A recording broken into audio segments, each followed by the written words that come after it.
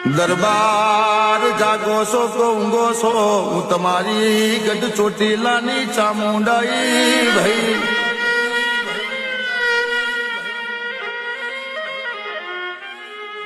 કે હોંભરો ને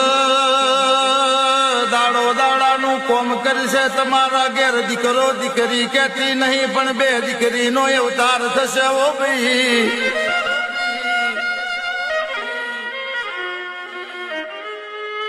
ત્રીજી દીકરીના રૂપે વસંત પંચમી ના દાડ હું ચામુંડ અવતાર લઈશ ને